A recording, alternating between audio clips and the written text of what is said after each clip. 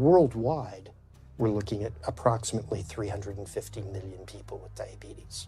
There's no question that we're in the midst of a diabetes epidemic. Right now, 1 in 3 Medicare dollars is spent in the care of people with diabetes. 1 in 10 total healthcare dollars is spent on people with diabetes. There's no question that this is a major problem. What in particular is the correlation with the diet and diabetes? I'm not going to get into that. Into diet? No.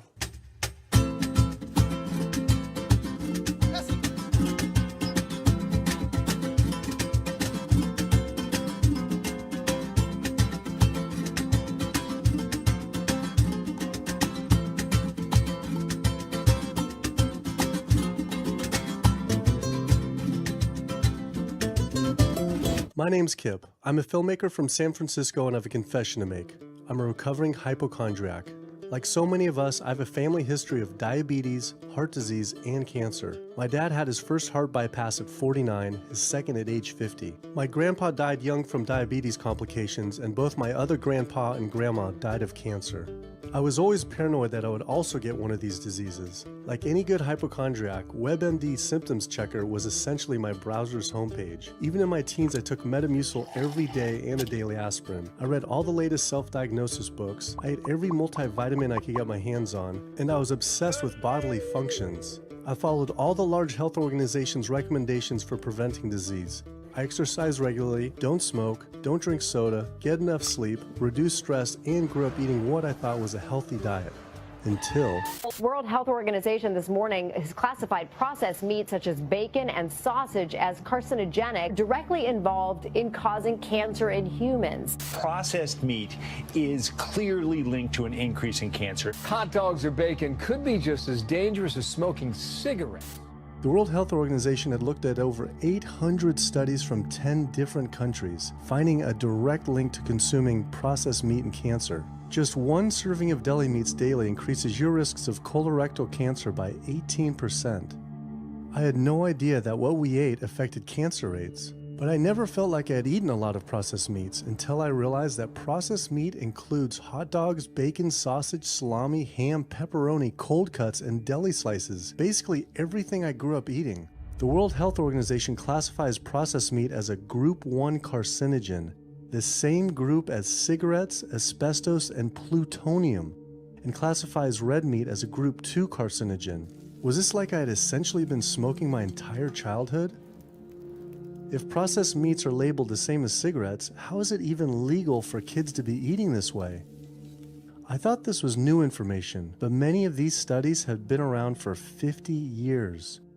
I couldn't believe I'd been eating processed meats virtually my entire life and was just now finding out how dangerous they are.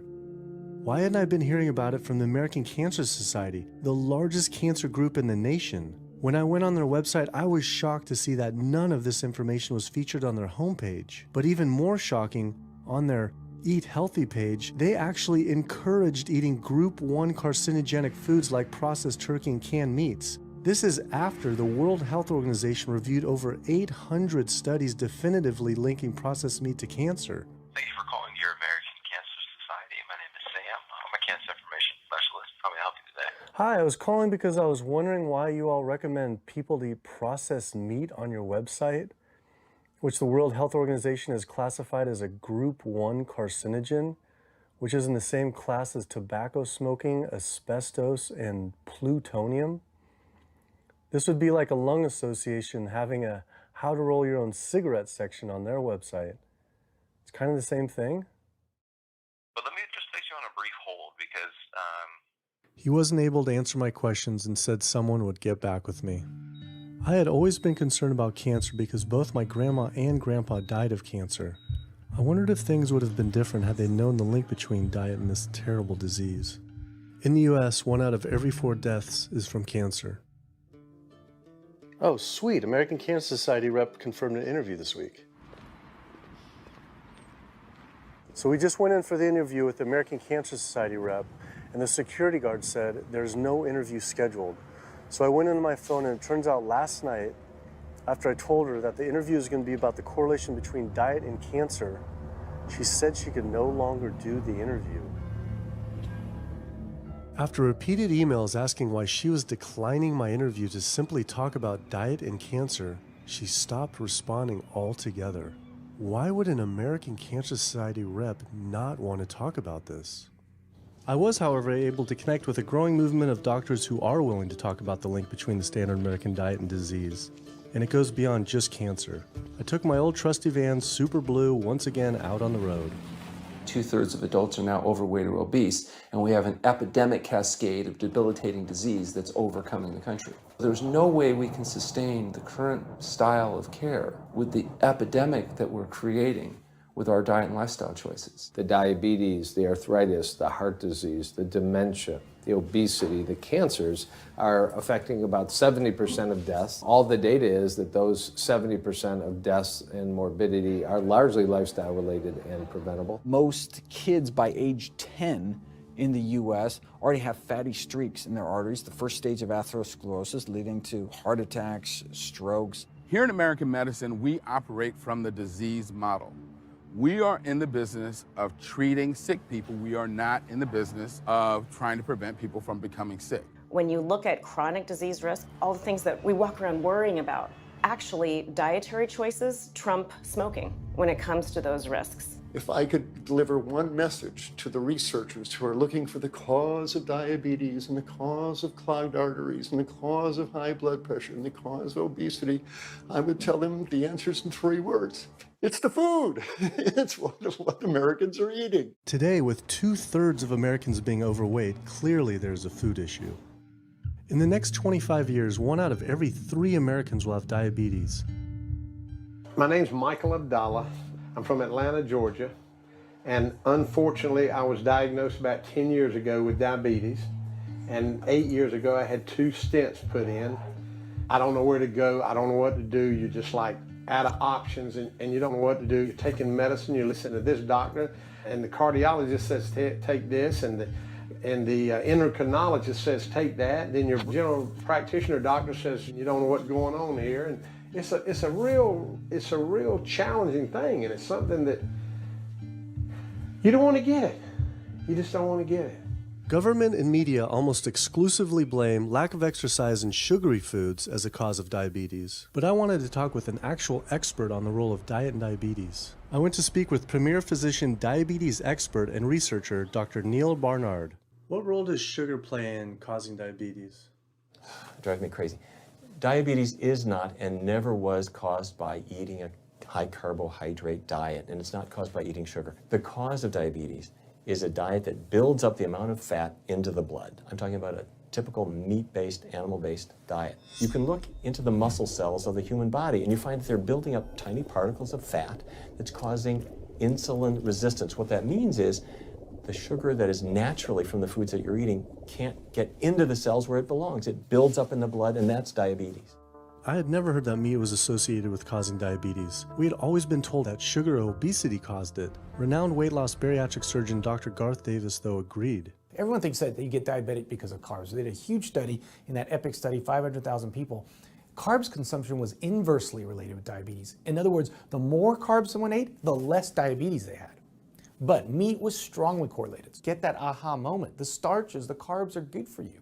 They're not bad for you. This idea that carbs make you fat is utterly ridiculous. Carbs cannot make you fat in and of themselves. We have storage in our muscles and in our liver for carbs called glycogen. So when we eat carbs, we either store it or we burn it. Now, eat fat, that goes straight to your fat. Your body can't turn those carbs into fat unless you're really overdoing the calories. Obesity, it's a death sentence. You're at much higher risk of getting cancer. You're almost certainly going to get diabetes. I mean, no one wants to fat shame, and we all want everybody to be comfortable with our bodies, but this movement to be comfortable with our bodies has made us comfortable with being sick, and that's a huge problem. I go into the hospital and I look around me, people on dialysis, all these sick people, and just about every disease in there is because of what people are eating. Here's the thing.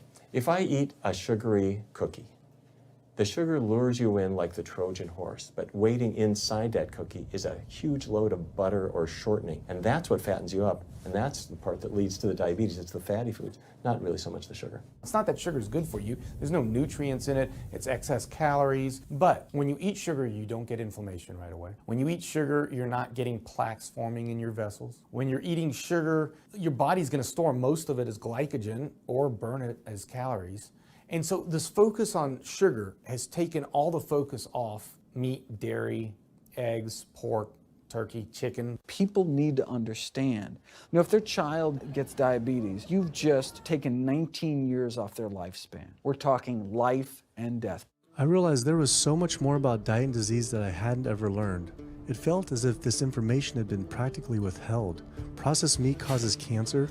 Sugar doesn't cause diabetes. I had doubt about the claims these doctors were making, so I did some searching on my own. Harvard researchers looked at 9 prospective studies finding that just one serving of processed meat per day increased risk of developing diabetes by 51%. The link between eating meat and developing diabetes became undeniable. But when I went on the leading diabetes organization's website, the American Diabetes Association, not only did they not have this information front and center, they were featuring recipes for red and processed meat. And on their recipes for healthy living, they had bacon-wrapped shrimp? What the hell? All right, send an email to American Diabetes Association, see if they'll get back to us. As destructive as diabetes is, it pales in comparison to heart disease. Over 17 million people die every year from cardiovascular disease. It is the leading cause of death around the world. Nearly 1 out of every 3 people will die from this disease. The amount of people who die from cardiovascular disease is the equivalent of 4 jumbo jets crashing every single hour, every single day, every single year. My name is Amy Resnick, and I'm from Swampscott, Massachusetts, a little bit north of Boston. And I recently went to my doctor for asthma because I had a very hard time breathing. And while there, she did some blood work, and one of the tests was C-reactive protein, and on a scale there was a scale of 1 to 3, 1 being low for cardiac event, 3 being high for cardiac event, and my number was 10.82. What does that mean?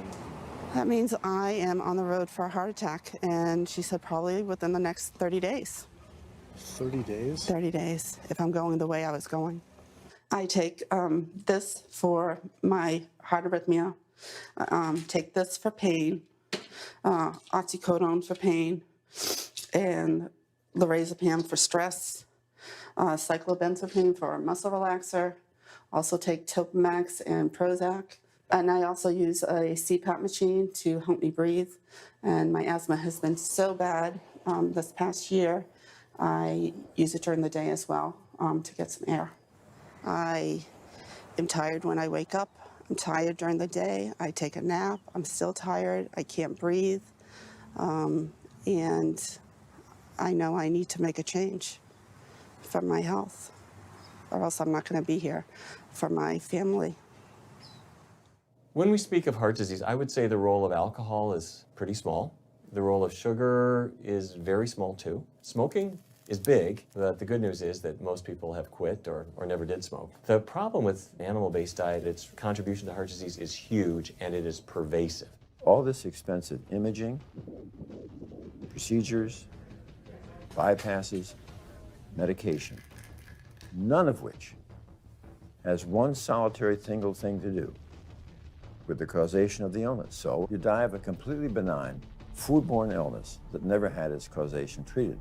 When we eat these kind of dead meat bacteria toxins, within minutes, you get this burst of inflammation within your system such that you basically paralyze your arteries. You get this stiffening of the arteries, their inability to relax normally in half. So it's not like decades down the road eating unhealthy, there'll be some damage. No, we're talking damage right then and there within minutes of it going into our mouth. Many people are given the diagnosis of Alzheimer's disease when it's not true Alzheimer's at all. The vast majority of people suffer dementia due to their tiny blood vessels in their brain clogging up and their nerve cells being shortchanged of oxygenated blood. And guess where that blood vessel dementia comes from? Those little tiny arteries are clogging up from that steady stream of fat, cholesterol, etc. It's really quite clear from the standpoint of cancer and the standpoint of cardiovascular disease that animal protein plays an enormous role.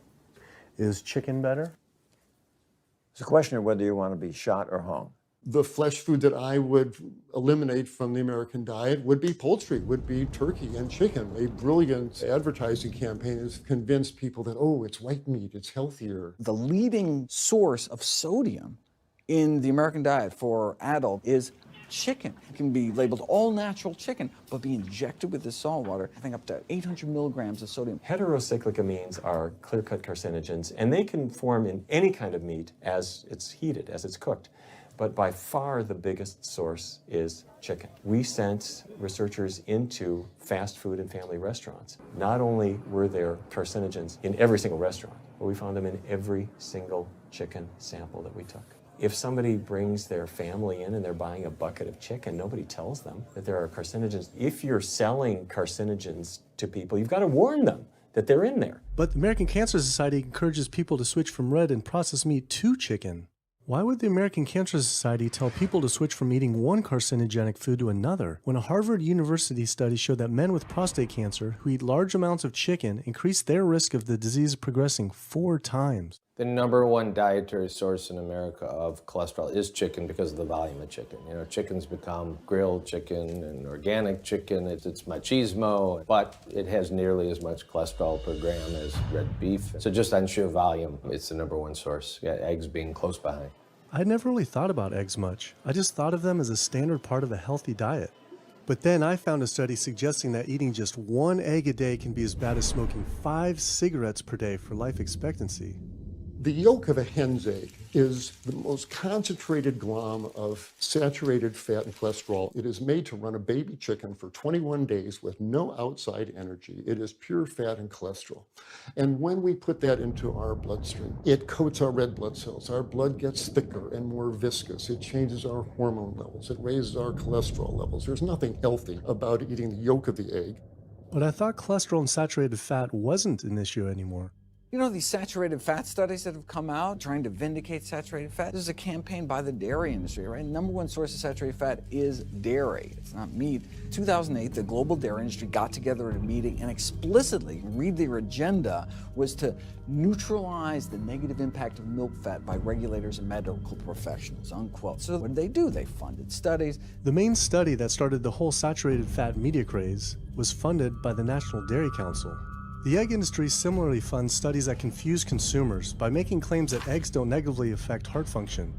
That is, only when compared to eating a McDonald's sausage McMuffin? So what they're really saying is that eating eggs is just as bad as eating a McMuffin.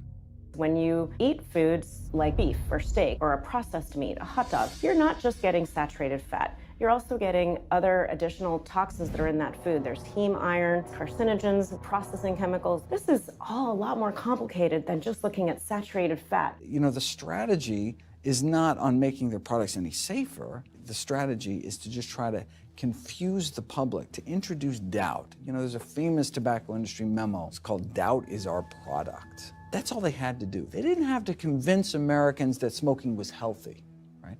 They just had to introduce doubt. Then they would win. If there's just enough controversy, people kind of throw up their hands, I don't know what to eat. Confusion is their game. I really don't think people thought what they ate led to heart disease. They think, oh, it's genetic, my parents had it. And I don't think people really think that what they ate led to diabetes. I think, oh, my parents had it, I was gonna get it. And certainly cancer, they don't think that way. People have bad lifestyles that they've inherited environmentally. They've been exposed to a certain way of eating and living that they've carried on into their adulthood, passed on to their children. That is why they go on to develop the same diseases that their parents and grandparents may have had before them. But it is not inevitable. Even if you have a genetic predisposition, doesn't mean it's going to necessarily manifest. And what determines whether it manifests or not may be those epigenetic variables, the things that you can control, the environmental factors, the dietary factors, the lifestyle factors. So we can actually change the expression of genes tumor suppressing genes, tumor activating genes, by what we eat, what we put into our body. So, even if you've been dealt a bad genetic deck, you can still reshuffle it with diet. I had always thought that I would develop heart disease at a young age because both my dad and grandpa had heart attacks. I was taught that they were genetic, but their heart attacks probably had less to do with genes and more to do with their diets high in meat. That's why when I went on the American Heart Association's Heart Healthy Recipes page, I could not believe they had an entire section on beef recipes. This was just like the American Cancer Society encouraging eating Group 1 carcinogens on their site.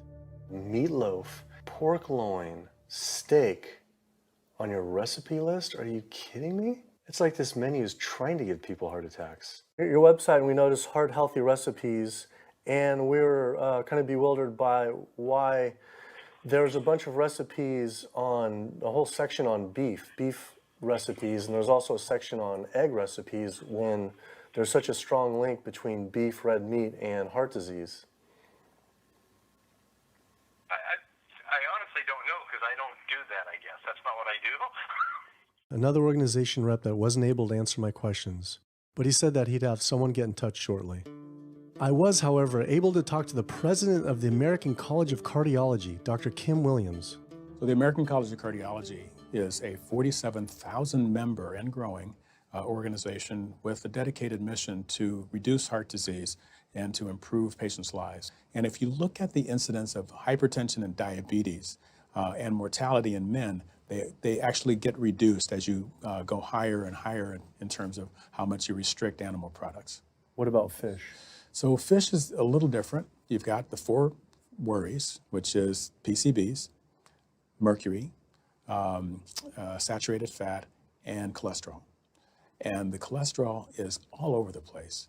You can hit tuna in water, that'll be almost less than a glass of milk, to salmon or tilapia, which is higher than a pork chop. If you look objectively at fish, what you find is they've become essentially mercury sponges. And that's why in many parts of the country they warn you, don't have more than so many of these fish a week because it's getting too much mercury can kill you. Fish are eaten by bigger fish who are eaten by bigger fish, and these pesticides and herbicides bioaccumulate in the fish flesh. And these big fish, including the salmon, which people think is the healthiest fish, truth is the amount of pesticides and herbicides in the flesh of these fish are shocking, and they have estrogenic and cancer-promoting properties in them. They'll say, well, but don't sardines have less concentration of toxic waste product than other ones?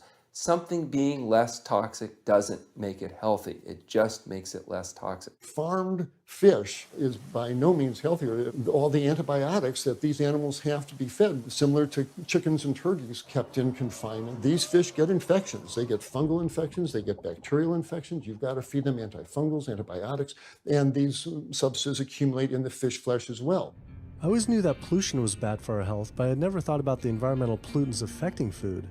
Dioxins, being the most toxic man-made chemicals known to science, cause all sorts of things. They cause endometriosis, they cause cancers, they cause endocrine disruption problems. Most of your exposure, 93% of it, comes from eating meat and dairy products because it climbs up in the food chain so effectively. So you can get exposed living near these incinerators and breathing it, but it'll take you 14 years to breathe in as much dioxin as a cow will ingest by eating the grass in one day. And that dioxin will accumulate in its fat, which includes the milk and the meat, and anyone eating meat or dairy products is going to get that dose of dioxin, so it climbs up the food chain every step. Men have no way in their bodies to get rid of dioxins, but women have 2 ways. They're both involving having a baby. One is that dioxin crosses the placenta into the growing infant, and the other is that it comes out from the breast milk. So if you have a meat and dairy consuming mother breastfeeding that infant, then the highest impacts of toxic exposure like mercury and dioxins will go to that infant. Pregnant women are told, oh, certain types of fish should be avoided. But what about all these other animal products which are introducing, imagine as the fetus is developing, introducing these very harmful toxins which create reproductive abnormalities, developmental problems, and hormonal issues right as the child is developing, the most critical stage of development. It does make you worry when people say, don't you want to have a little bit of milk because you're pregnant? Don't you want to have some fish because you're pregnant? Who do you think is going to get the chemicals that are in that? All these environmental toxins and toxins from the feed that they're being fed accumulate in their tissues and are released into the mother. and unfortunately to the child when you eat these products when you're pregnant.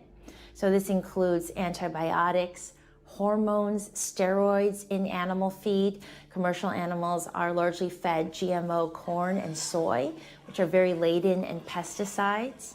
PCBs have been banned since the 70s, but they persist in the environment. Dioxins, all of these compounds can create hormonal, reproductive, developmental damage as well.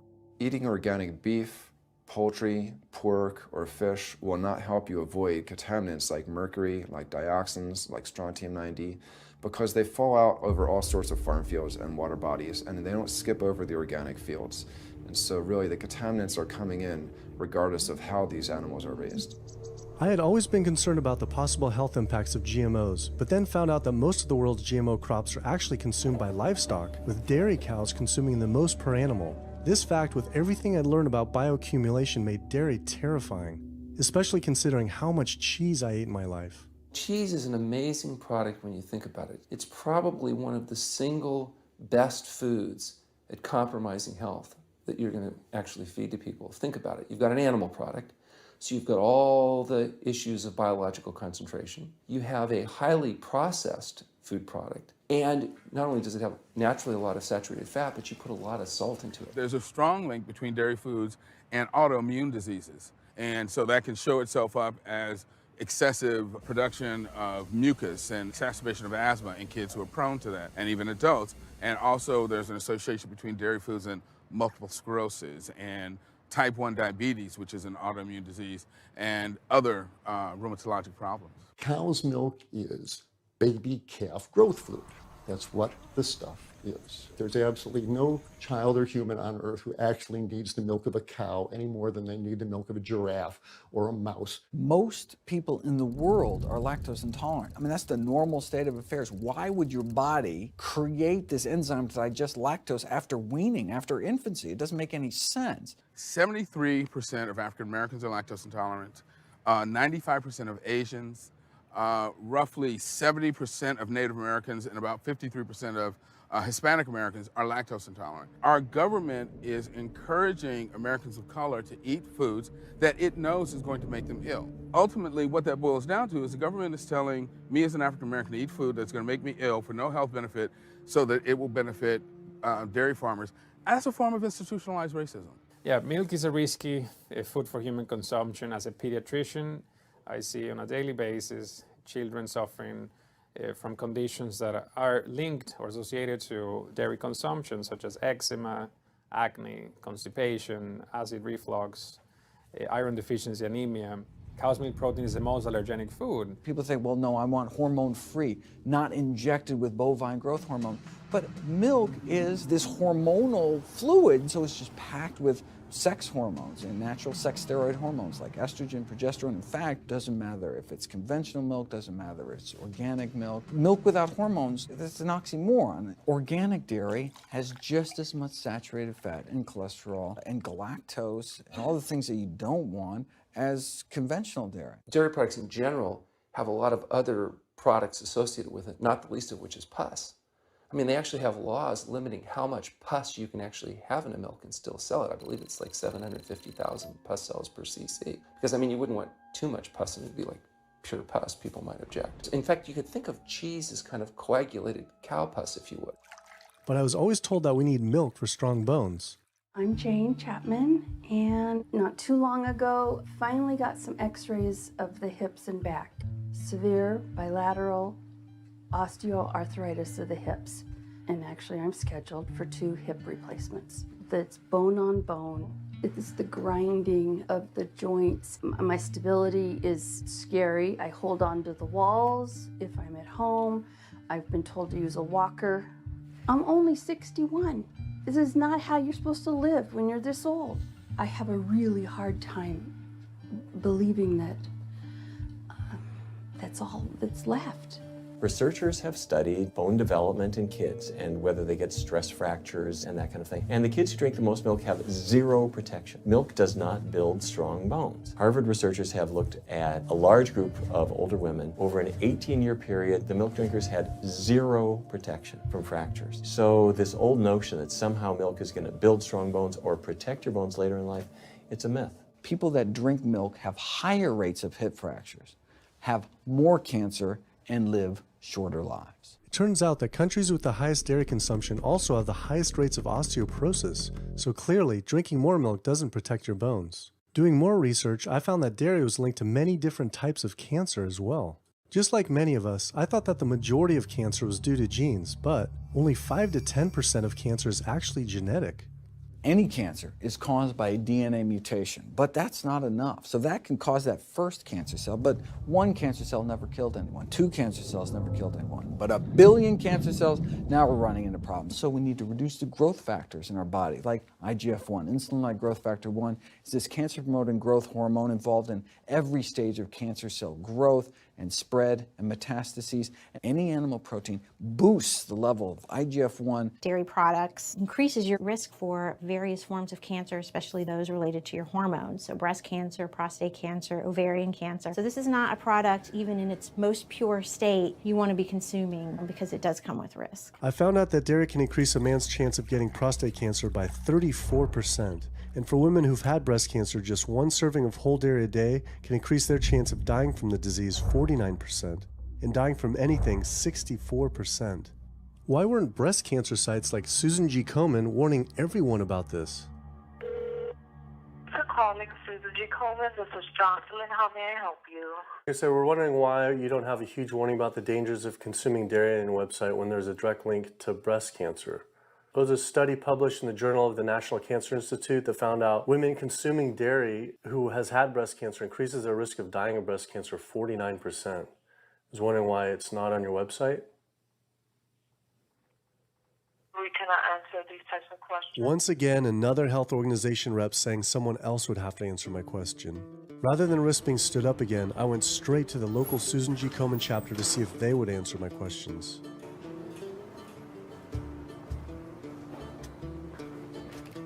They didn't want to answer my questions in person either, and told us to stop filming, but promised they would connect me to the national office directly.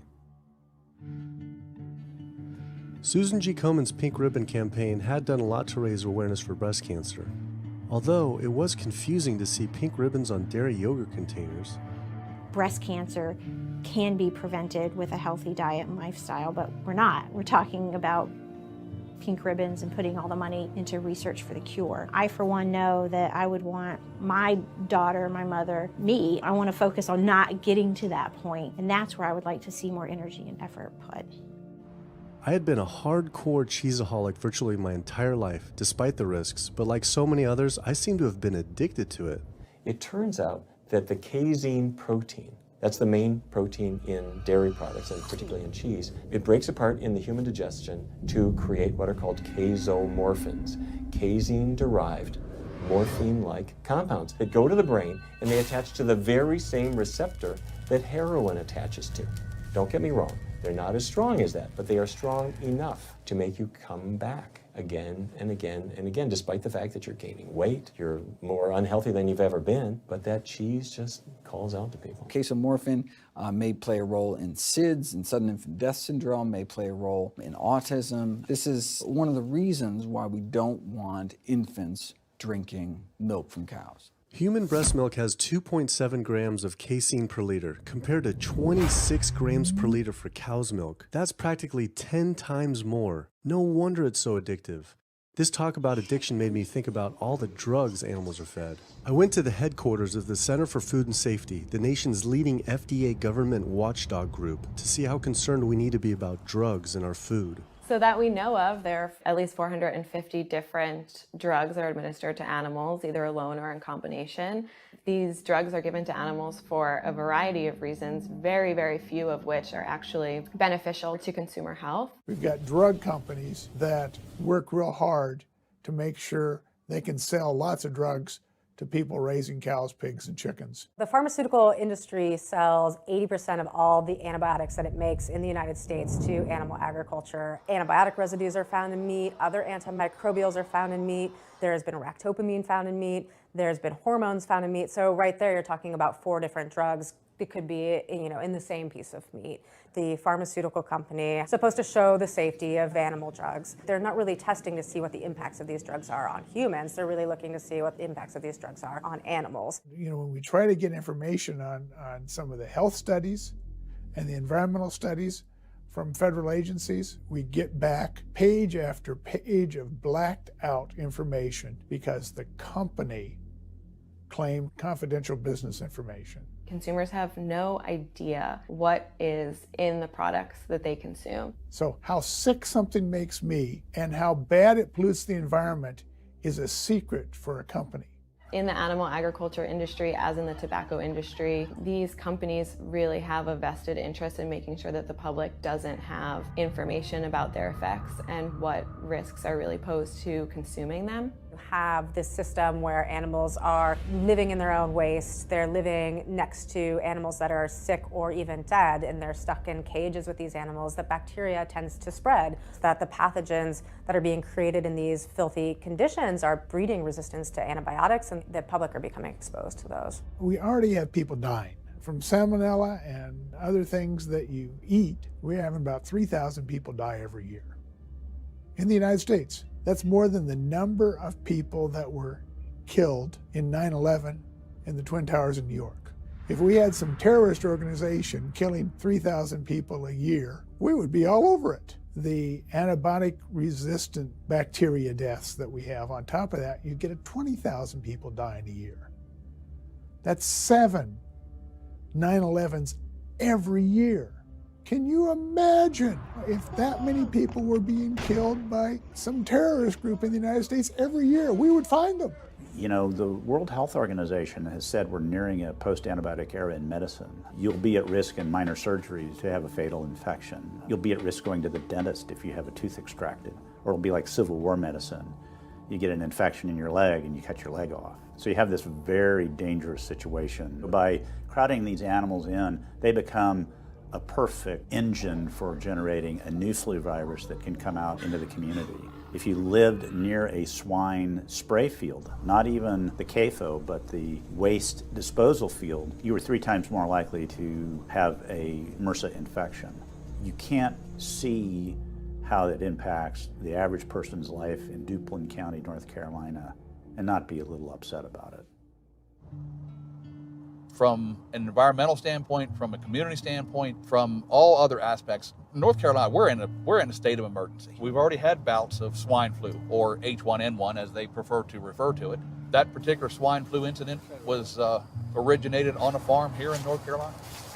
There's approximately the same number of hogs in North Carolina as there are people. Between 8 to 10 times the amount of feces is produced by a hog, an adult hog, as compared to an adult human. 10 million pigs in North Carolina produce the waste equal to 100 million humans. This is the equivalent of the entire U.S. Eastern Seaboard flushing their toilets into North Carolina, but there is no waste treatment. The pigs' waste falls through slats in the floors of the sheds they are forced to live in. It is then pumped into giant waste pits, which leach into rivers and streams, and is pumped out unfiltered onto fields, further polluting the environment and neighboring health. When you go back and you look at where these hog facilities are located, there's a disproportionate number of them that are located near communities of color, low-income communities. It is definitely a human rights issue. My sister, she have asthma, and her brother, he have asthma. He's 3, and we don't know what she might have. I have asthma, I have sinus, I have sarcoidosis, that's the bacteria, and I have a pacemaker, which is 6 sinus syndrome. But mostly everybody in this neighborhood got asthma or either cancer. My neighbor there died from cancer probably just last year. My nephew down the street, he's got cancer. He's in terminal cancer, stage 4. Not a smoker, not a drinker. And it's not in his lungs. It's in his lymph nodes. But see, if you live here and saw the way they do, you wouldn't eat no pork. Well, I don't eat bacon because I know where it comes from. When they die, They go into a box and they decompose because they swell especially from heat. A truck come and pick them up, take them to the processing plant in Rose Hill, round them up into feed, and feed it back to the hogs. If I come out this door, if he's spraying there, it's gonna come in my face. It hit you right in the face. It smells like something that you have never smelled before. It smells worse than a dead body. It's the family graveyard. I have my grandmother out there, my sisters, my brothers. When we go to the funeral, he used to spray. During the funeral? During the funeral, yes. During the funeral. Yeah, he spray. And when the people come, everybody be closing their nose up, saying how it stank. They can want to have a cookout on Sunday, he'll spray. Do you think he does it on purpose? I think so. Because he just sprays Sunday. He always sprays Sunday. And in most of these area, hog houses and turkey house is in the black area or the Hispanic area. It's either or. Do you think it's also a civil rights issue? Yes. Yes, I do. Yes, I do.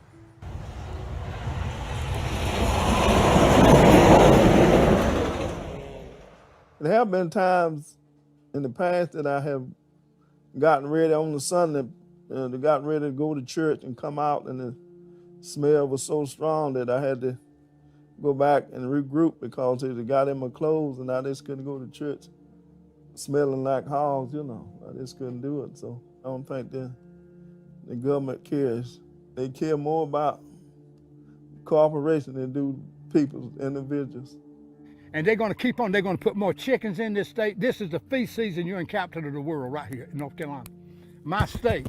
Look, there's a blue line stream right here come into my property almost, and the Contentney Creek right here. I've seen that blue line stream now filled with feces and urine from that hog pen, and they can say, well, we feed the world. They're not interested in feeding the world. They're interested in making money. You take the money away from them, they'll let the folks starve. Because if you want to feed the world, you can feed the world with more corn, using corn and wheat and stuff like that, and you can meat. Meat is a luxury item.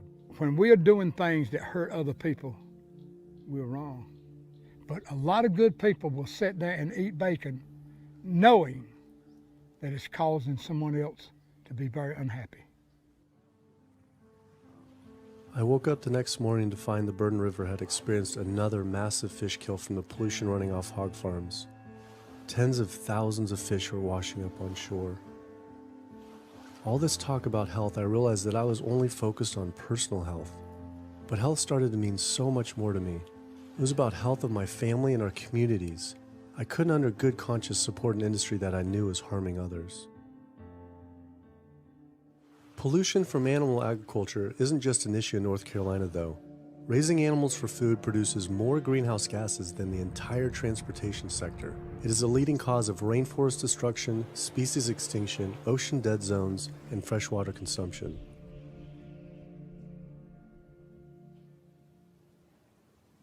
American Diabetes Association actually finally got back and they agreed to an interview. Preparing for their American Diabetes Association interview, I took a look at their diabetes diet and meal plan recommendations, and they were loaded with foods associated with causing diabetes. How could they expect people not to get diabetes if this was the food they were recommending? And then, I saw multiple peer-reviewed studies published on the National Institute of Health website showing that a low-fat, plant-based diet was more than twice as powerful at controlling and even reversing diabetes than the ADA recommended diet that included meat and dairy. Well, the mission of the American Diabetes Association is to identify a prevention and a cure for diabetes, but in the meantime, to improve the lives of all people who are affected by diabetes. And what's the best way to prevent this? For type 2 diabetes, it's unclear. We can't prevent type 2 diabetes in everybody. When we're doing the research, we came across a lot of studies that said that you actually could potentially cure or reverse diabetes with a purely plant-based diet. I don't believe there's sufficient evidence to demonstrate that. How does it compare to the ADA diet that you recommend? We don't recommend a specific diet. We recommend healthy eating. The one that's on the website. We recommend healthy eating. Do you have a whole list of exact day-to-day, the meal plan, the whole meal plan? All they are selections of foods to consider. We do not have a diabetes diet. But with that selections, that you consider that plan compared to a plant-based plan? No one's done that study. We found actually some studies, that a 74-week study found that low-fat vegan diet versus the ADA plan in type 2 I diabetes. think we're done here. I'm not gonna get into an argument about. Oh no, I was just wondering the studies of if this is true or if it shows that. Or Any diet works. Any diet works if people follow it. But if it's a diet that's not the proper diet, like if anyone follows a diet that they eat I can't tell you what a proper diet is. I can tell you what an improper diet is. So then we can talk about the good diets. I'm not sure why. I'm not going to get into that. Into diet? No. Why not? If that's where you want to go with this, I'm sorry, I'm not the person that you should be talking to. And why is that though? If that's what you want to get into, I'm not the person you need to be talking to. Who do we talk to about diet? You can talk to anybody you want. But that's interesting though. Why not recommend a diet? Because the data don't exist to support But if we see data that we looked up that supports it with, like, you know, the NIH, in Europe, the European Association of Diet. We're done. I'm sorry. I'm not going to get into that argument with you. No, it's not an argument. I'm not going to get into the argument. Why is it an argument? It's just talking about in European study of diabetes and other places that have studies. Why? There are lots of studies. Why is it even an argument? There are lots of studies in the literature, many of which have never been replicated or, frankly, are wrong. That's why we do peer review, okay? The European Association of Study of Diabetes has been peer reviewed? Or I don't know what study you're referring to, and in the absence of being able to see that study, I'm not going to comment. I could show it to you. I'm sorry, I don't have the time for that. I just don't understand why it's an argument, though. Okay.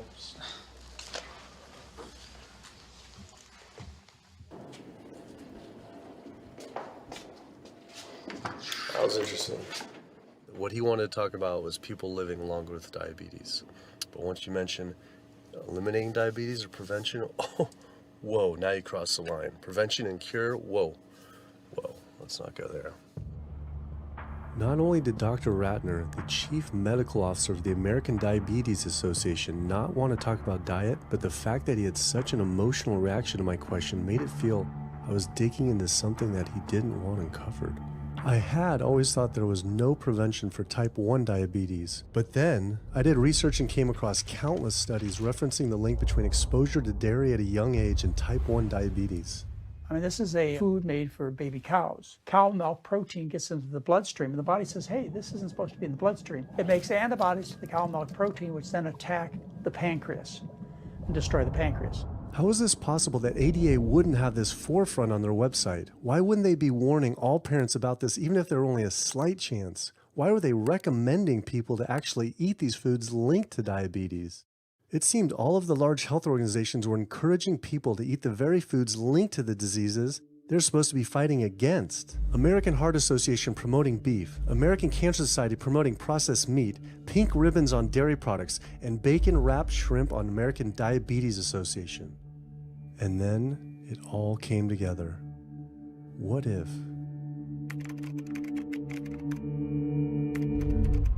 And there it was. The American Diabetes Association was taking money from Dannon, one of the world's largest dairy yogurt producers, Kraft Foods, makers of Velveeta processed cheese, Oscar Mayer processed meats, Lunchables processed kids meals, and Bumblebee Foods, makers of processed canned meats.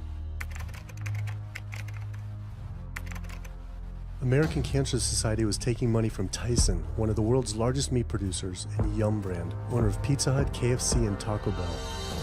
Susan G. Komen was supposed to be fighting breast cancer, was corporate partnering with KFC, Dietz Watson Processed Meats, and Yoplait Yogurt. And the American Heart Association was probably the most disturbing of all, taking hundreds of thousands of dollars from the beef industry, poultry, and dairy producers, and millions from fast food and processed food manufacturers. Every single one of these organizations was taking money from meat and dairy companies that are associated with the causes of these diseases. This would be like the American Lung Association taking money from the tobacco industry. I was sick of not getting answers, so I went to the headquarters of these organizations myself. We have to speak to someone in person. There's millions of people dying from the foods that they're recommending people to eat. I wanted to find out why Susan G. Komen had accepted $35 million from Yoplait when their products can increase a woman's chance of dying from breast cancer 49%. And ask American Cancer Society if taking money from KFC and Tyson was the reason they promote eating meat. But every one of these organizations declined to be interviewed.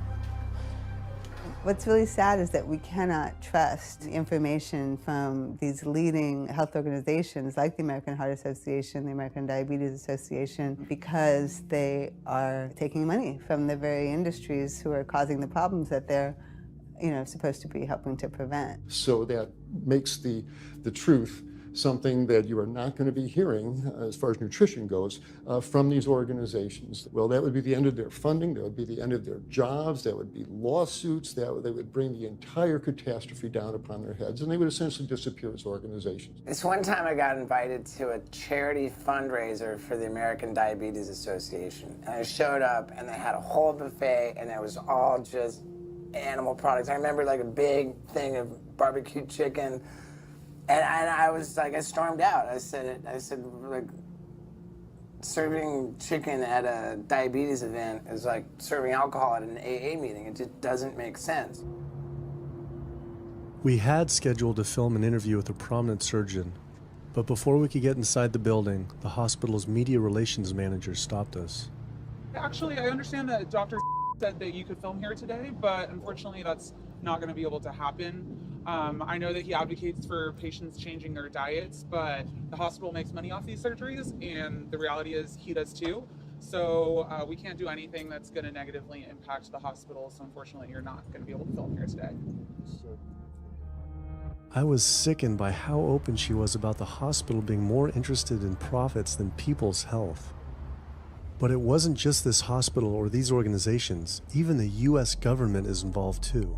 Every 5 years, the US Department of Agriculture creates dietary guidelines for Americans. The committee who writes these guidelines has been made up of individuals who have received money from McDonald's, the National Dairy Council, the American Meat Institute, the National Dairy Board, the National Livestock and Meat Board, the American Egg Board, Dannon, candy and sugar companies, Coca-Cola, and Anheuser, just to name a few, which means we are getting our dietary recommendations from the very industries that are killing us. And when the USDA, makes a pyramid or a power plate every 5 years for the American public, they're going to guarantee that on that plate are going to be foods which, when consumed, will result in millions of Americans perishing. The USDA, which is supposed to be protecting us, has two missions. It's supposed to protect us, and it's supposed to protect the producer. And guess what? When those two come head to head, they usually choose the producer.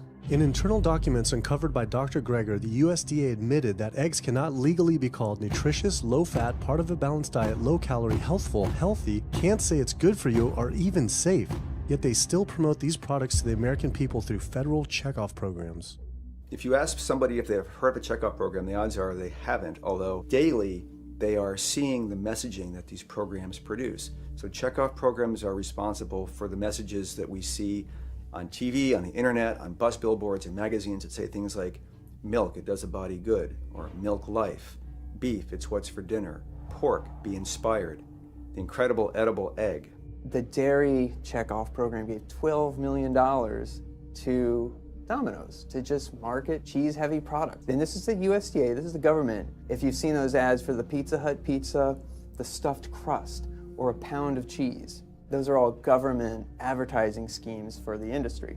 How can we put more cheese on beef? How can we put more milk in a coffee? Things like that to just drive consumption of these just unbelievably unhealthful products. So McDonald's, for instance, has 6 people staffed full-time, according to records we've found, whose salaries are paid for by this government program, but funded by the producers who are regulated by it. And these 6 people sit there at McDonald's headquarters and just come up with ideas. Triple cheese decker McCheese muffin stuffed bacon cheese slider? with extra cheese?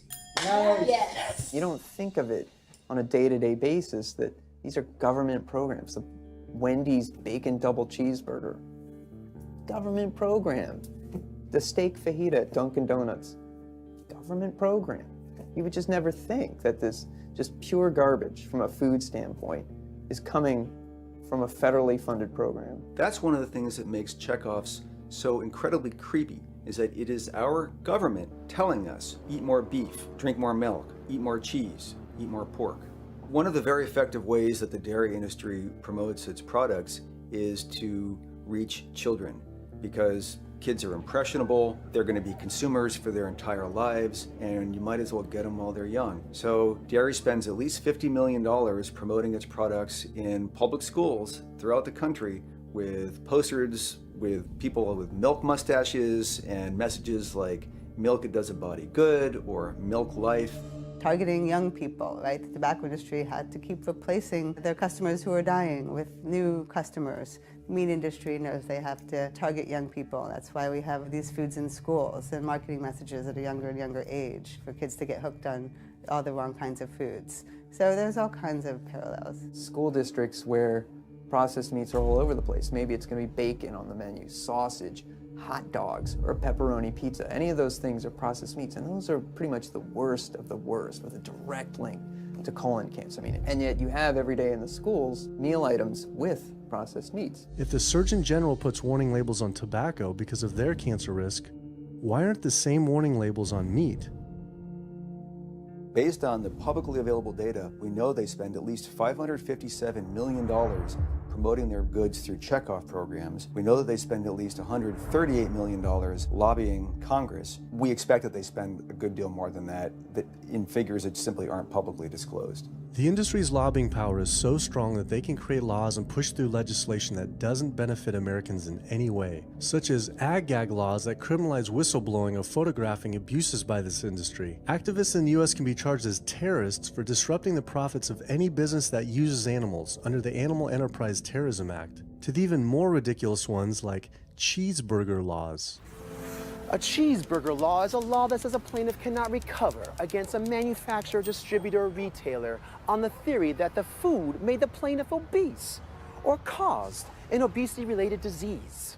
Cheeseburger laws are a direct response to a problem that the tobacco industry has had. Big Tobacco has paid $400 billion to state Medicaid programs. Cheeseburger laws proponents say, we don't want to see the same kind of thing happen to the meat and dairy industries.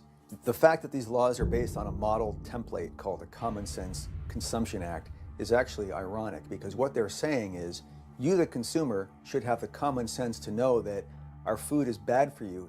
I've often typified the meat industry to people who maybe don't understand its power and reach, as it's got all the money of big tobacco and big pharma, and it has the personality of the National Rifle Association. So any little thing that comes up, man, they beat it to death. Robert Martin wasn't exaggerating. When the profits of the egg industry were threatened by egg alternative company Hampton Creek Foods, extremely disturbing emails were uncovered by Ryan Shapiro and Jeffrey Light. We uncovered documents demonstrating the American Egg Board considers Hampton Creek, quote, a crisis and major threat to the future of the American egg industry. The American Egg Board considers a successful egg replacer company to be such a threat that they joke on their government email addresses about murdering the CEO. In internal government emails with the heads of the egg industry, they suggest having the CEO of Hampton Creek, Josh Tetrick, murdered, including a menacing email from the executive director of the American Egg Board.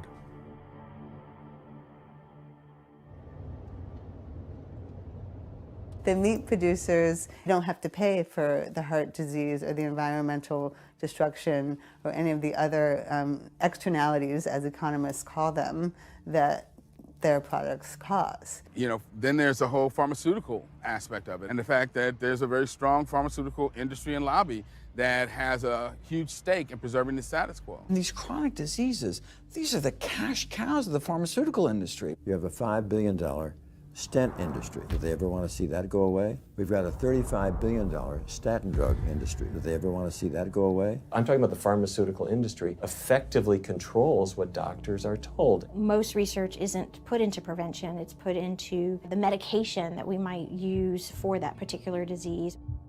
I'm on 2 different high blood pressure medicines, 6 asthma type medicines even after 4 years of shots, and then another medicine to help take care of side effects from some of those medicines. I'm on high-level antidepressants, a couple of different pain meds for my back and hips. I'm taking about 16 drugs, not counting the insulin in the morning. I take insulin in the morning, insulin at night, you know, 32 to 34 units of insulin. Lantus, to be exact.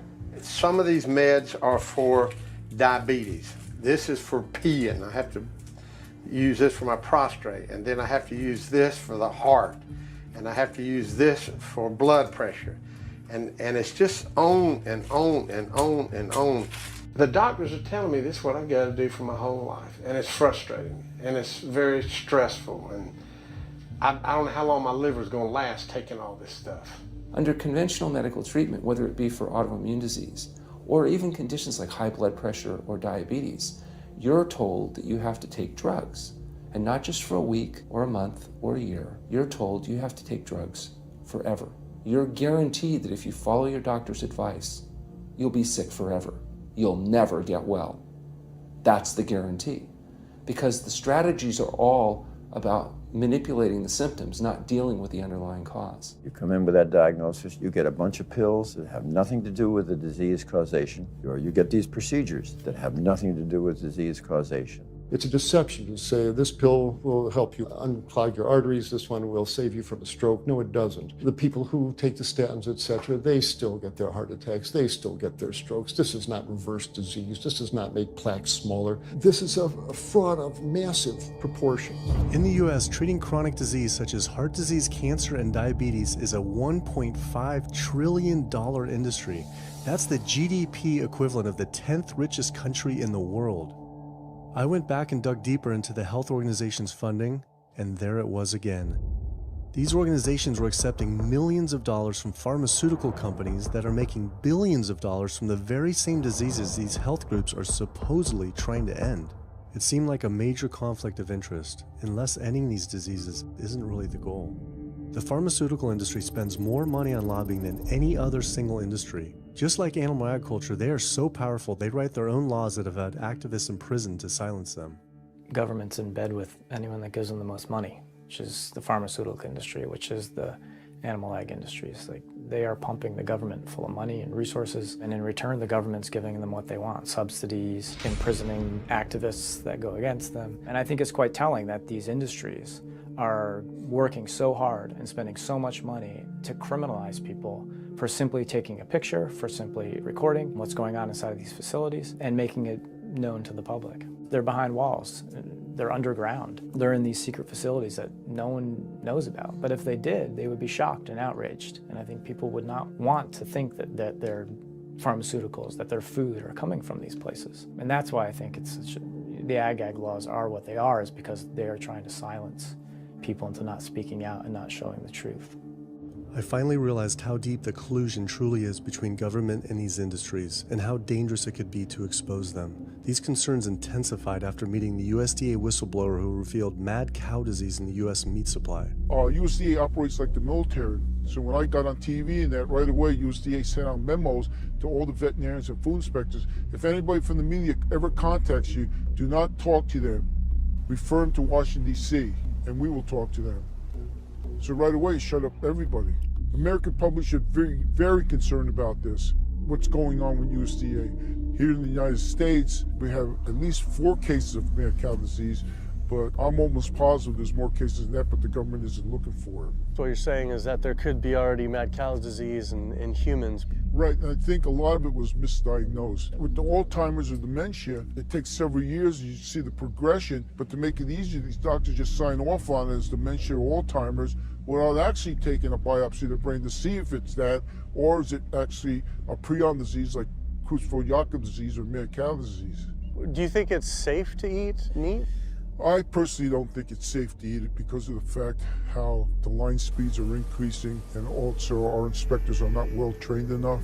At the present time, the line speed now is going about 220 cows an hour. That gives you about somewhere around 4 cows per minute, so that's 15 seconds per cow. These dangerous slaughter speeds means that animal waste ends up everywhere. Testing shows 88% of pork chops are contaminated with fecal bacteria, 90% of ground beef, and 95% of chicken breast sample contain animal waste bacteria. There is nothing clean about eating this way. But it just isn't waste, it's also pus-filled infections. You can see there's a bump or some kind of abscess underneath the hide. Most of the time when the hide's pulled off, either that will open up the abscess and the pus will come out, or if it's deep-seated, when the inspectors are doing their work or the company employees, they might stick their knife into an abscess and it explodes all over the place. I had heard enough. I was utterly disgusted by the corruption, the greed, the disease, and the abuse I was learning about. The very animals we were killing us and the planet. But so many people eat meat and dairy every day of their lives, and we are so concerned about getting enough protein. Do we have to eat meat to get complete protein? Oh my God, oh my God. You want me to jump off this belt in the junction now? Well, first of all protein is made by plants. I'll state that again for the record. All protein is initially made by plants, all of it. And it is not necessary to eat animal tissue in order to get protein. Only plants have the ability to actually take nitrogen from the air, break those molecules apart, and incorporate that nitrogen into amino acids and then make protein. Any protein you get from an animal is simply recycled plant protein. If you ate a diet that was calorically adequate, and even things like brown rice and broccoli, and you got enough of it, you'd get enough both quantity and quality of protein. 2,000 calories of brown rice and broccoli is going to be about 80 grams of protein a day, including the essential amino acids that you need in order to maintain optimum health. I mean, grains are loaded with protein. Beans are loaded with protein. Vegetables are loaded with protein. You really want to get your protein from plants because plant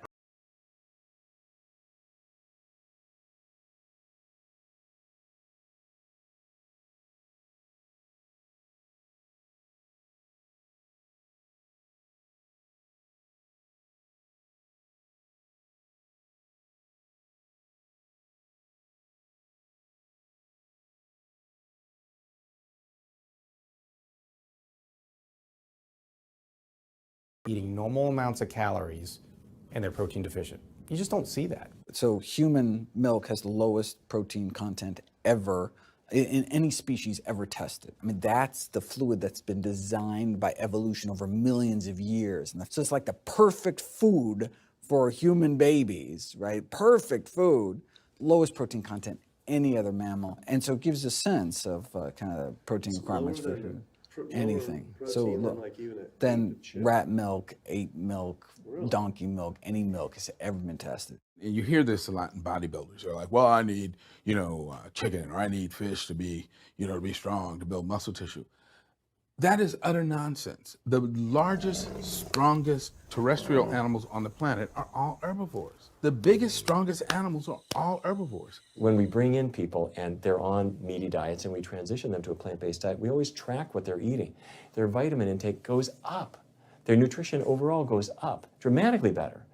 And these same people might worry in advance, will I get the nutrition that I need on a plant-based diet? The fact is, you're not getting the nutrition you need on a meat-based diet, and you're going to get dramatically better nutrition on a plant-based diet. For an average-sized guy like myself, I need about 56 grams of protein a day. That's optimum. Probably I really need 30 to 40 grams a day. Diets that are really high in these protein create diabetes, create heart disease, create cancer, create the diseases that I'm treating on a daily basis. But this is the opposite of what all the high-protein diet fads say. The food you eat determines the bacteria that live in your gut.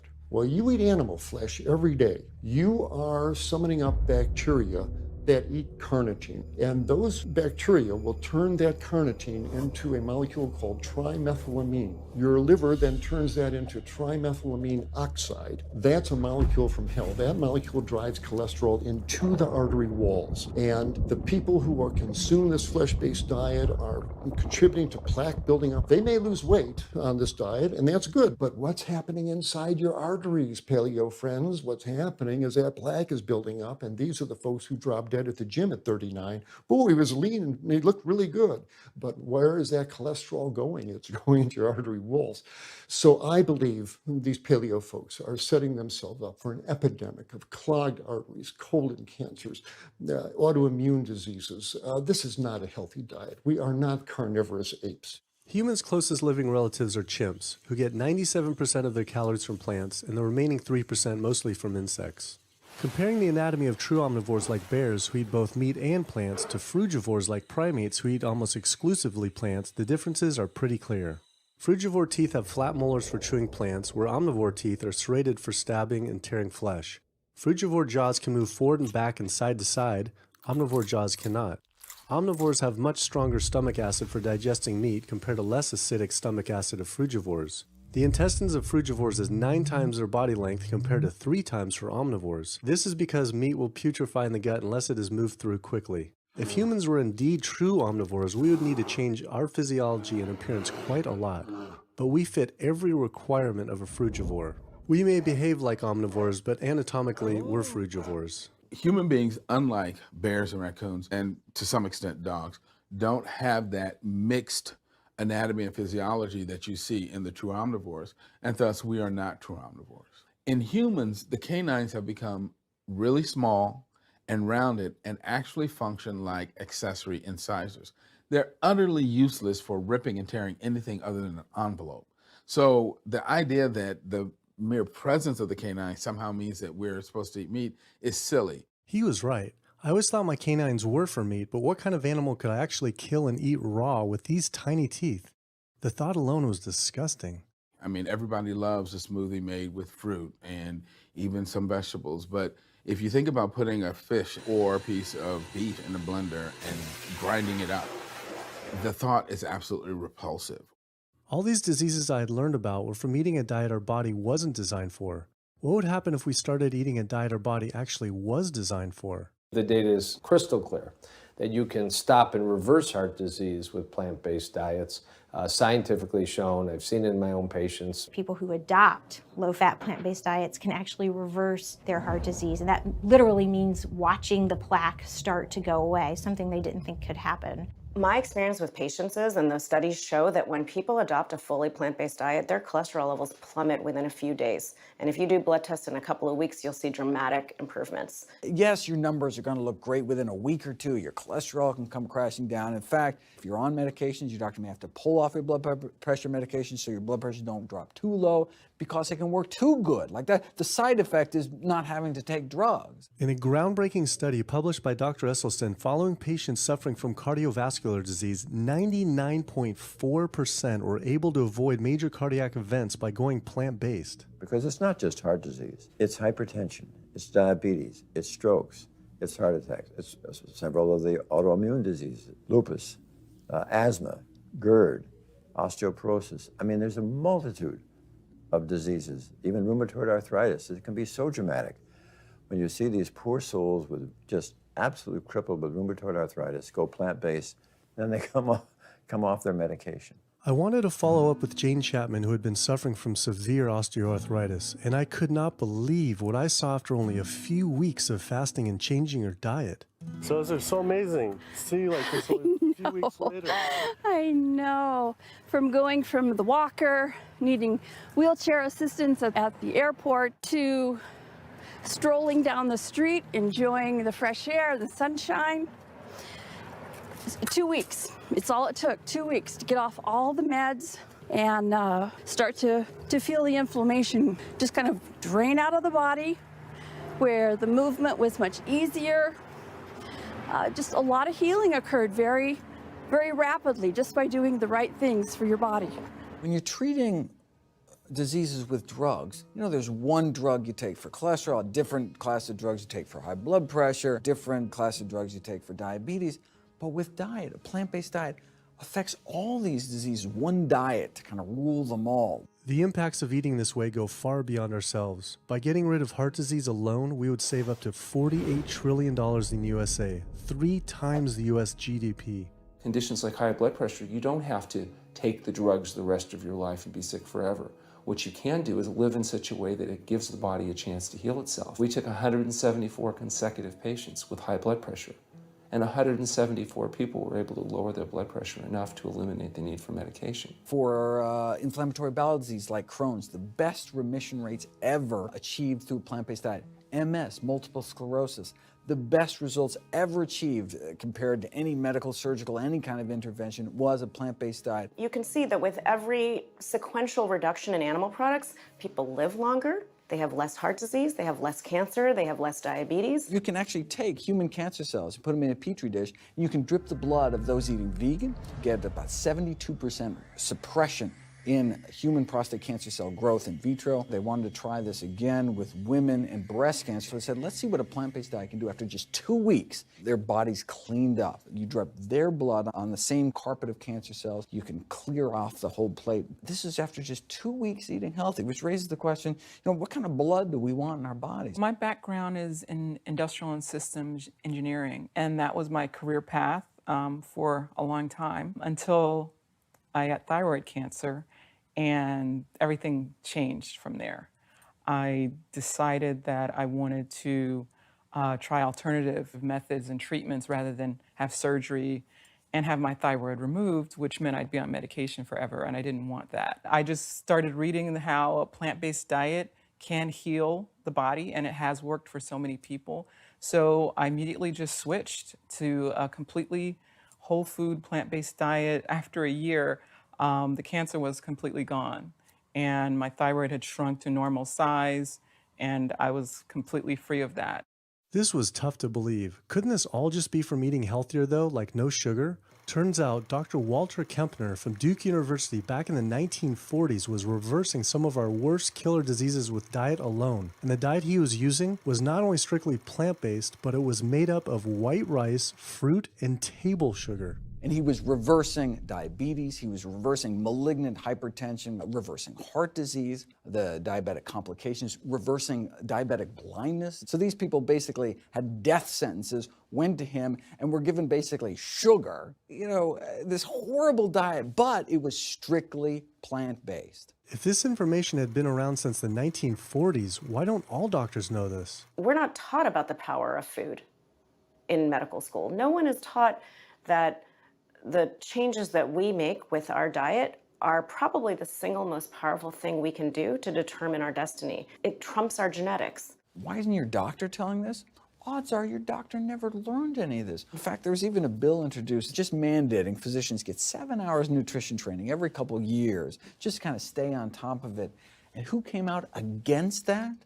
The California Medical Association. Even the family physicians, the surgeons, all the mainstream medical groups came out opposed. It's 7 hours, that's a lot, even if it's over 1 4-year period. So they're not just kind of neutral, but they're actually actively opposing nutrition education. Ironically, when patients come to doctors with questions, they assume that the doctor knows something about nutrition, and so it's kind of a double whammy that doctors haven't been taught much about nutrition. Why don't we hear about this from dietitians when nutrition is their entire specialty? Turns out the American Nutrition and Dietetics Association puts out nutrition fact sheets written by the industries themselves. The industries pay $20,000 per fact sheet and explicitly take part in writing them. So you can learn about eggs from the egg industry, and you can learn about lamb from the lamb industry. This would be like learning about the benefits of smoking from the tobacco industry. When people are eating meat, I think of it as a bit like smoking. It's sort of Russian roulette. You may not get diabetes, but your chances of getting diabetes, about 1 in 3. You may not get cancer, but your chances, if you're a man, about 1 in 2. A woman, 1 in 3. Your chances of gaining weight, 2 out of 3. It's not all diet, but most of it is. The best thing that you can do to make sure that you empty all those bullets out of the chamber and you're not taking risks with your health is to get the animal products out of your diet and eat healthy foods. I came to True North to help me with my asthma and to lose a little weight, and it's amazing. Just in 2 weeks of changing my diet Don't have to take any asthma medication, no antidepressants, no pain medication, no heart medication, nothing. No medications at all. And it's just incredible. I was taking Oxy and Advil, and I was taking 800 milligrams of Motrin 3 times a day just to get through the day because I was in so much pain. And now, nothing. Wow. Nothing at all. 2 weeks. 2 weeks, So you're 14 taking days. All that medication, you're completely off. Completely off everything. It's just been so frustrating to me because I went to so many different doctors for help, and I tried so many different medications to help me with my asthma, and nothing helped, and I was stuck on the couch for the last 10 months, unable to breathe. And now in 2 weeks' time, 14 days, I'm off my medication, and I can breathe, and I feel good, and I can walk. My life has changed, and it only took 2 weeks of a whole plant-based diet. That's incredible. Yeah. That is incredible. It really is. That's amazing. It really is. I feel so blessed and so good and just so happy to be doing this, and I'm hoping that I can be a role model for other people and not be pushy about it, because everyone's going to do it in their own time. But thank God my time is now. Thanks. Thanks. As powerful as Amy's story was, I knew for some, eating 100% plant-based would still seem extreme. I think there's this sense that everything's okay in moderation, right? But we haven't seen that moderation works. There really isn't a study that shows that by eating meat and eggs in moderation, you can actually turn your heart disease around and get better. But I know people who've given up meat and they felt sick. Yeah, it's unlikely that anybody's symptoms are caused by a dead, decaying flesh deficiency. The lack of highly processed animal food products in the diet is not going to be associated with the causal factor about why they're sick. There is going to be a reason why they're not feeling well, but that's not going to be one of them. So I've had people go vegan and they come back to me and they're like, I'm hypothyroid and my doctor says I'm hypothyroid because plant-based diet makes you hypothyroid. I'm like, so what does your doctor tell all his meat eaters that are hypothyroid? Well, what's an animal flesh or dairy that you can't get in plant-based? Cholesterol, heterocyclic amines, E. coli. You know, if you think about it, there is nothing in an animal-based diet that you can't get in healthier form somewhere else. The only other vitamin is vitamin B12. It's not made by plants, not made by animals either, made by little microbes that blanket the earth. So because the way we live in our sanitized world, unless you're eating bacteria-contaminated foods, we need to get a source of B12 from somewhere. And so the healthiest, cheapest, safest source is to get a vitamin B12 fortified food or vitamin B12 supplement, not to get it from meat and dairy. What about people who say they have to eat meat for their blood type or their genes? I mean, it's just like I need meat because I'm a Capricorn, or I need meat because I have an A+ blood. I mean, it's like, what do you say? No one has to eat meat. I mean, there's no vitamin, mineral, nutrient that you can't get from non-animal sources. Valentine's Day, I decided to go vegan and give up all meat, which was never in my thoughts in a wild million years, but I've heard so much success from people that are vegan. And so I gave up all animal products whatsoever. I've lost 29 pounds. I've been able to cut my meds in half. I've been able to cut my insulin in half. And now I'm going for the moon. I'm going to cut it all out. In the last 6 weeks, we've just had 3 grandchildren. And my ugly face is going to be around to see them graduate from high school and college. I'm going to be here. My mission is to let everybody know you do not have to suffer from diabetes and cancer and heart disease because someone in your family had it or because the doctors are telling you this is what's going to happen. You can take charge of your health and have a positive outcome just like I did. The reason I'm so committed to this is, my grandmother had diabetes and I didn't know what I know now about healing the body. And if I did, I feel like she could have lived at least a few years longer. And so it's in her honor that I do what I do. Because I could save someone else's grandmother, aunt, uncle, father from that,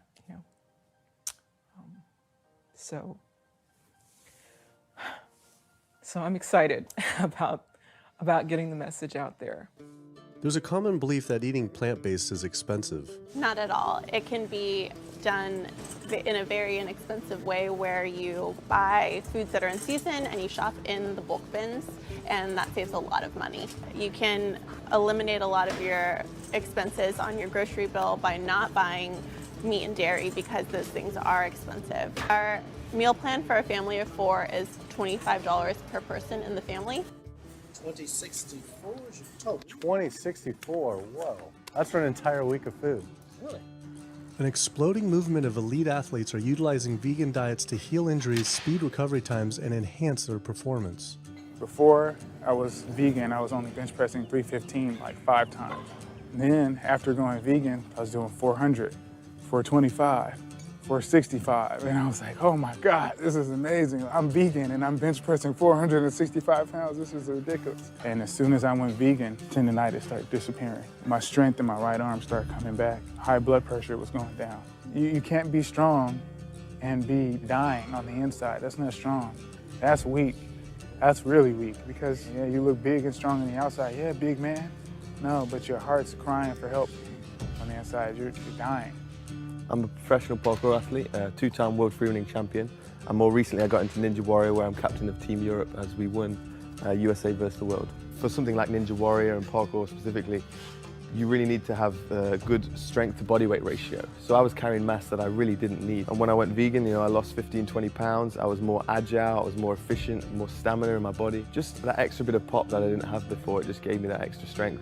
So this is a very vibrant way to live. It can enhance you as an athlete. For me, 100% better athlete than I was before. It unlocked a whole new chapter of my training. The science is there, the health is there, the athletes are there proving that you don't need to eat dead animals to be strong, to be healthy.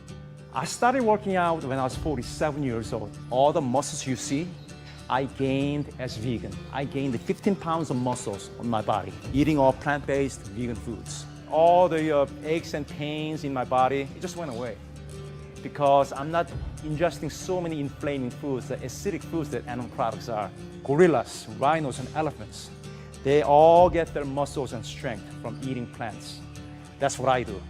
I travel all around the world for my surfing, and I've always been able to eat vegan.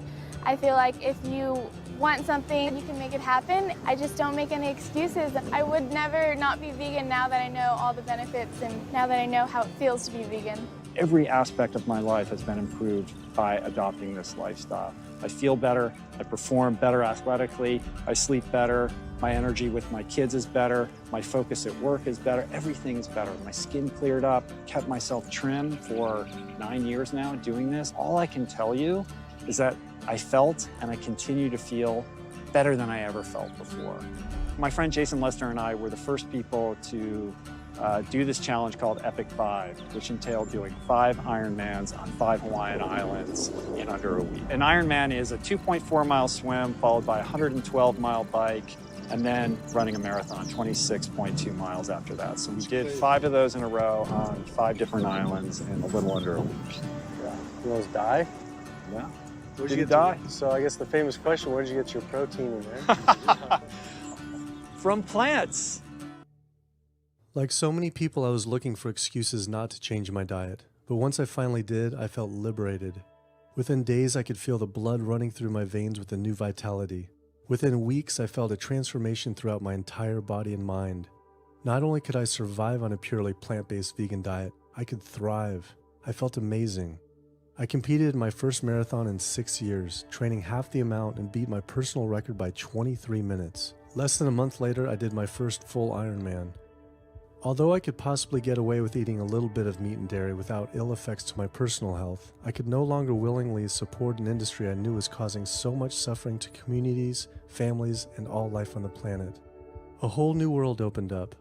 I felt whole again, connected to a greater sense of what true health is, and where true health doesn't end with me, but begins with us.